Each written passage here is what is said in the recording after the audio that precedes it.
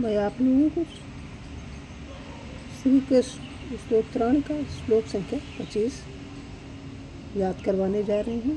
आप लोग भी पढ़िए, मैं पढ़ा रही हूँ, आप लोग भी पढ़िए, याद करिए। स्तोत्र रत्नावली, ये किताब का नाम है। श्लोक संख्या 25। प्रवाल शोभा इव दीर्घ केसा। पहले इतना पढ़ लो।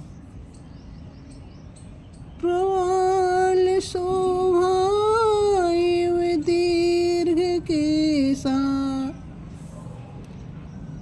प्रवाल शोभा इव दीर्घ केसा।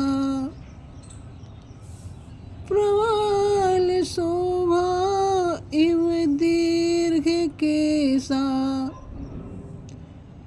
वाताम्बुपर्णासन पूत देहा। वाताम्बुपर्णासन पूत देहा। वाताम्बुपर्णासन पूत देहा।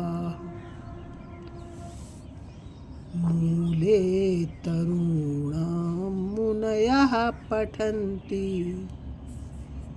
मूले तरुणां मुनयः पठन्ति। गोविन्द दामोदर माधवेति। 10-20 बार जब आप इसको देख देख के पढ़ेंगे तो एक बार ये बिना देखे याद हो जाएगा, ऐसे नहीं याद होगा। ये जो है पहले देख देख के पढ़ना, फिर अपना कैसेट ऑन कर लिए, फ़ोन मोबाइल ऑन कर लिया और बस सुनते गए, याद होता जाएगा, कुछ भी कठिन नहीं। और जब याद होता जाएगा तब इसको कई एक लय में कह सकते हैं, जैसे प्रवाल शोभा इव दीर्घ केसा। वाताम्बुपर्णासन पूत देहा। मूले तरुणां मुनयः पठन्ति। गोविन्द दामोदर माधवेति। ऐसे पढ़ सकते हैं। या फिर प्रवाल शोभा इव दीर्घ केसा। वाताम्बुपर्णासन पूत देहा। मूले तरुणां मुनयः पठन्ति। गोविन्द दामोदर माधवेति। अब इसका हिंदी में अर्थ। केवल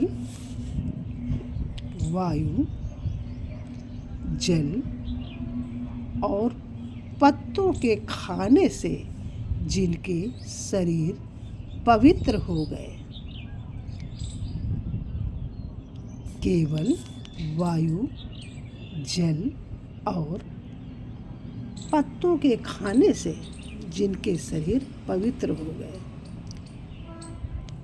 ऐसे प्रवाल के समान। प्रवाल कहते हैं मूंगा को, मोती जिसको कहते हैं। प्रवाल इसमें नहीं दिखाया गया है, लेकिन प्रवाल का अर्थ मोती होता है। क्योंकि हमारे पिताजी संस्कृत के प्रकांड विद्वान थे और संस्कृत हम लोगों को विरासत में मिली। तो और आयुर्वेदाचार्य, आयुर्वेद के मतलब वैद्य भी थे।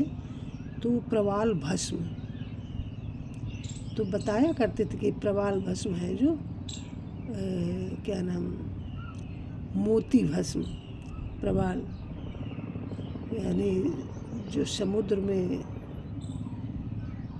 मतलब सीप होती है जिसमें मोती होते हैं, तो वो जब मोती निकल जाने के बाद में जो सीप खोखला रह जाता है उसकी बनती थी। उसको शायद मोती भस्म कहते थे। प्रवाल, मूंगा, मोती ऐसे कुछ अर्थ बताते थे। समान, शोभायमान, लंबी लंबी एवं कुछ अरुण रंग की जटाओं वाले मुनिगण